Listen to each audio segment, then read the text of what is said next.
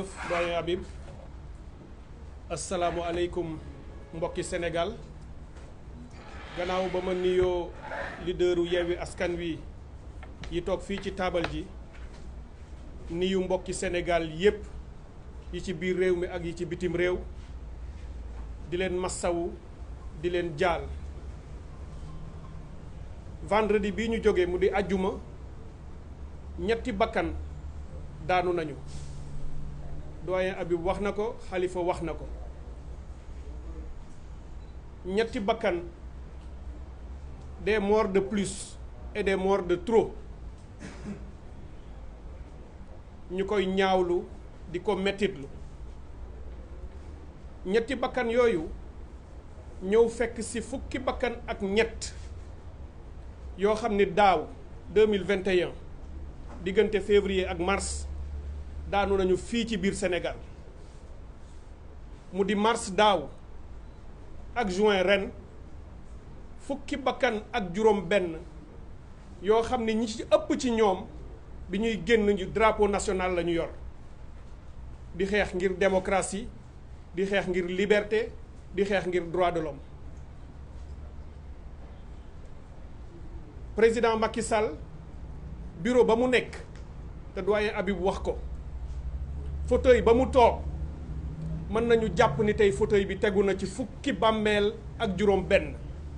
lu metti la ci wax ko lu tiis la ci wax ko waaye toog ci fauteuil boobu ak bànneexam ak tawféexam ak bëgg-bëggam jàpp nañu ni tey fukki bakkan ak juróom benn ci ay ndaw yu waroon nekkal seen réew yu waroon màgg ci réew mi yu waroon tekkee ci réew mi joxaat Sénégal la mu leen jox jaar ko topp ci tànku maam yi ak baay yi ñooñu ñëpp tëral nañu leen loolu nag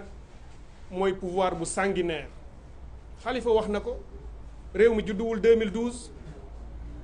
waaye boo déggee li fi daanu diggante 2012 ak léegi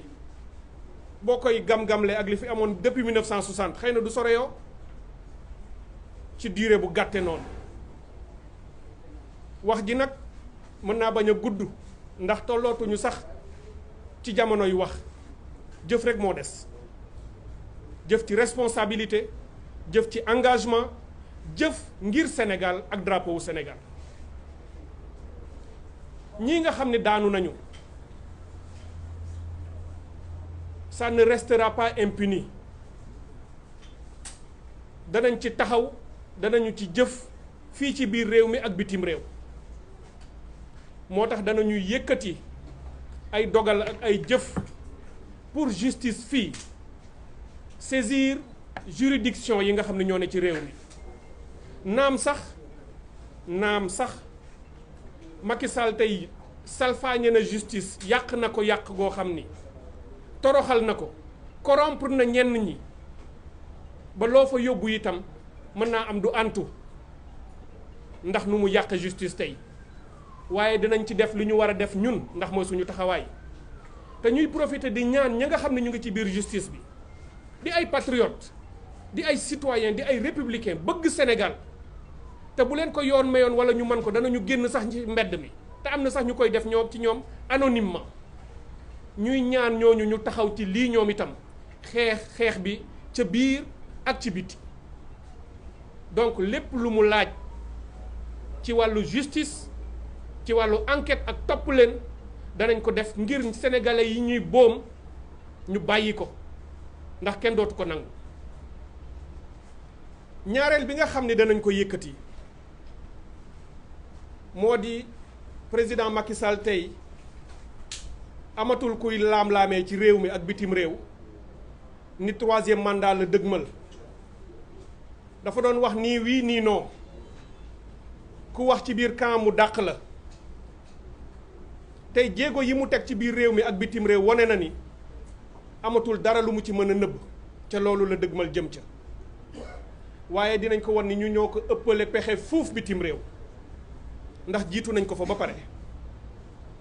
danañu jóg ci nu mu gën a gaawe dem foofu ñuy wax Haut Commissariat aux droits de l'homme bu Nations Unies jébbal leen bataaxal boo xam ne bind nañ ko ba noppi te bataaxal bi li ci am solo te ngeen war koo xam mooy dañu jël bataaxal boo xam ni moom moo ko bindoon 2011 1er février 2011 yónnee ko ki nekkoon haut commissaire des droits de l'homme bu Nations Unies bu tudd Navi Pillay moom Macky Sall nekkoon président APR nekk candidat ni fii ci réew mii di Sénégal président ba boom na fi ay nit ngir 3e mandat di woo Nations Unies pour mu taxaw ci interpeller Sénégal daan ko ngir ñu nangu constitution Sénégal bi ngir ñu respecter droit de l'homme ak liberté yi waaye lettre am boobu mu defoon 2011 moom la ñu jël dindi logoom def ci bu Yewwi Askan Wi dindi turam def ci bu leaderu Yewwi Askan Wi changer date bi la ca des lépp benn la nombre de morts yi rek mooy ñett yi nga xam ne dugal nañ ko te moom moo leen boom pour won leen ni la mu doon jéem a xeex fukki at ca gannaaw te gëmu ko tey jii yooyu moyen lay utiliser contre le peuple sénégalais donc danañ ko def foofu. danañu saisir aussi cour pénale internationale ndax li tax ñu koy def mooy dañuy gàttandu lu ñëwagul ndax yoon wii mu jaar bu ci teggiwul tànkam jëm ci 3e mandat àddina yépp xam nañu ni askanu Sénégal du ko nangu. Habib wax na ko réewu bañkat la woon démb réewu bañkat la tey danañu jóg xeex loolu gàntal ko ngir bañ nag mu jéem a utiliser force pour boom ay dizaines ak des dizaines wala des centaines ak ay centaines sénégalais danañ ko wax fépp ci àddina pour que ëllëg ñépp xam nañu ni jëfoon nañu defoon nañu waxoon nañu fi may daaneele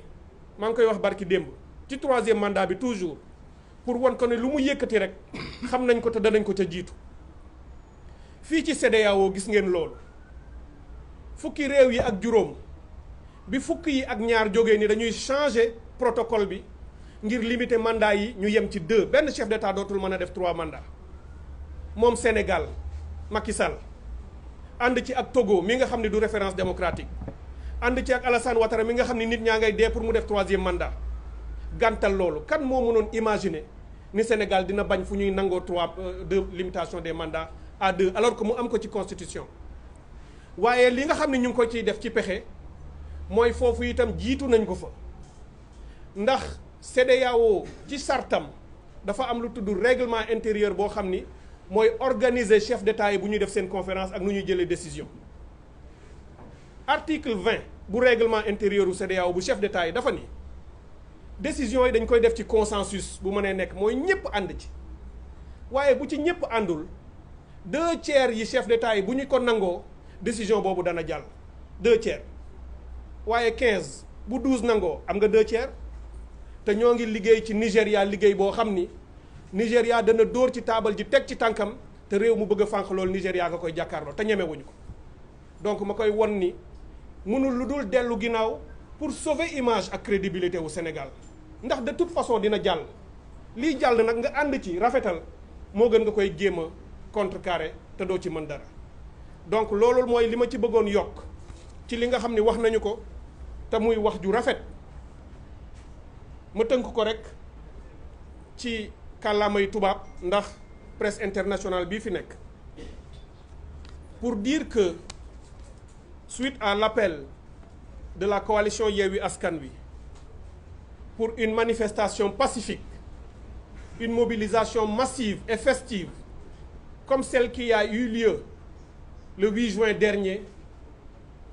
et suite à la répression aveugle et sanguinaire des forces de défense et de sécurité, dont certains ont obéi au doigt et à l'œil aux injonctions de Macky Sall, qui ne peut plus cacher sa volonté et ses actions d'instaurer un pouvoir tyrannique et despotique ici au Sénégal, nous avons malheureusement déploré 3 pertes en vies humaines. Des pertes de plus, 3 morts de plus de jeunes Sénégalais à la fleur de l'âge, 3 morts de trop. Des morts venus s'ajouter au décompte macabre de 13 autres qui étaient tombés entre février et mars 2021 ici au Sénégal, défendant la démocratie et l'état de droit et les libertés. Ce qui fait 16 morts au moins entre l'année dernière et cette année, du fait des actions, du fait de la volonté, du fait des désirs et de l'envie de Macky Sall. Cela est inacceptable. Et c'est pour cette raison que dès demain, nous entamerons toutes les actions appropriées et utiles, ici au Sénégal et au niveau international, pour saisir les juridictions. Nos avocats sont déjà à pied d'œuvre pour porter plainte, mener les enquêtes et poursuivre l'État du Sénégal, Macky Sall, qui de plus en plus se rapproche de ce qui pourrait être constitutif de haute trahison. Parce que ce peuple ne fait rien d'autre que se battre pour la démocratie. Et à chaque fois, on tire sur les Sénégalais comme des lapins. Et il n'y a pas plus fort pour être qualifié de haute trahison lorsqu'on tue son peuple, surtout un peuple comme le Sénégal. Donc au niveau national, nous saisirons les juridictions appropriées par nos avocats et les spécialistes du droit qui nous accompagnent. Bien entendu, nous ne sommes pas naïfs. Nous savons qu'il a fini d'avilir et d'asservir une partie importante de la justice, mais nous ne doutons point qu'il y a dans cette justice des hommes et des femmes patriotes, républicains, citoyens, de grande intégrité, fondant leur action sur l'éthique, qui se mobiliseront et qui se lèveront le moment venu pour mettre un terme à cette entreprise destructrice et mortifère de Macky Sall. Nous mènerons les mêmes actions à l'international. Et dès demain, nous saisirons le Haut Commissariat des Nations Unies aux droits de l'homme. La lettre est déjà rédigée. Et devinez quoi? C'est une lettre qui est presque mot pour mot, qui correspond à une autre lettre écrite le 1er février 2011 par celui qui aujourd'hui est là en train de tuer les Sénégalais, le président Macky Sall. Lorsqu'il était opposant, lorsqu'il était candidat, il avait envoyé une correspondance à Dr Navi Pillay, la Sud-Africaine, qui était à l'époque haut commissaire des Nations Unies aux droits de l'homme, pour lui dire que par la volonté du président Abdoulaye Wade à l'époque, par son désir et sa volonté de faire un troisième mandat, 5 Sénégalaises et 5 Sénégalais avaient perdu la vie. Et Macky Sall avait interpellé le Haut Commissariat aux droits de l'homme pour lui demander d'interpeller le gouvernement du Sénégal afin que s'arrêtent les tueries, afin que s'arrêtent les brimades, afin que s'arrête la manipulation qui était exercée sur le peuple sénégalais à l'époque. Eh bien, c'est cette lettre que nous avons reprise pour vous dire que l'histoire bégaye. Nous ne ferons que changer la date, y mettre les 3 morts que nous décomptons,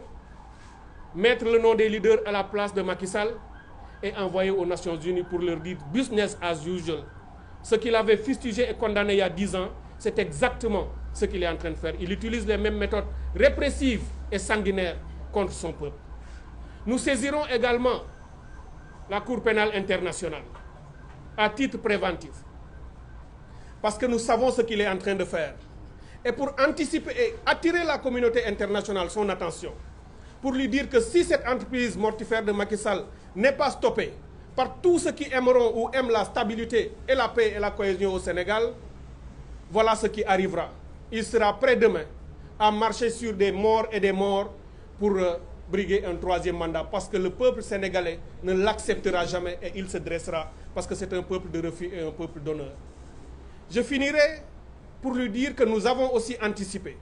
sachant qu'il chevauche maintenant à grande foulée vers son troisième mandat. Sa troisième candidature,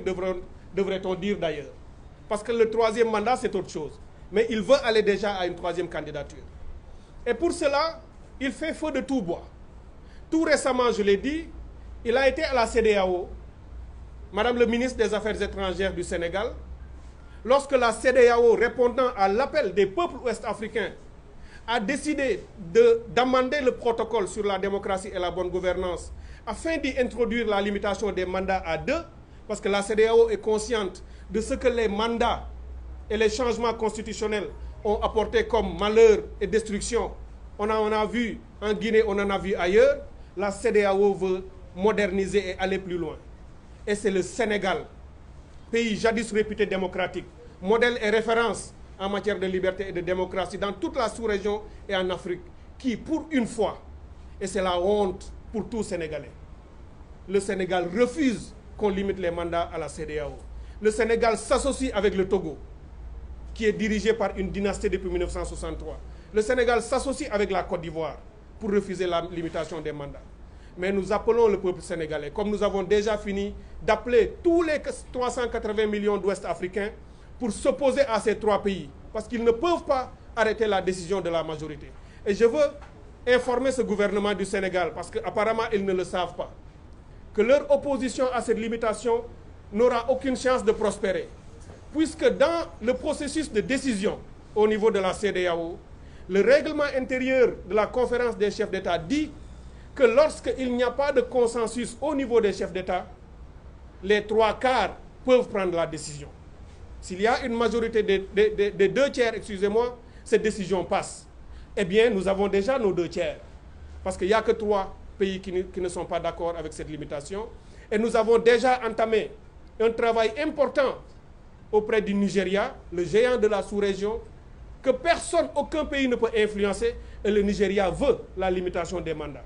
Et nous allons passer par ce pays et par d'autres. Le Niger aussi est avec nous, puisque vous l'avez vu, le président Mahamadou Issoufou a fait 2 mandats.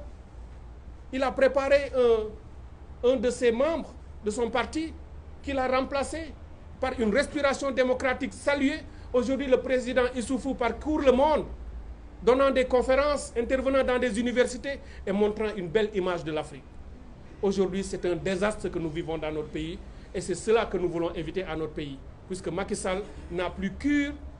ne se préoccupe absolument plus de l'image, de la réputation de notre pays, le Sénégal. Voilà ce que je voulais rajouter à ce que mes devanciers ont déjà dit avec beaucoup d'éloquence et de pertinence. Je vous remercie pour votre aimable attention.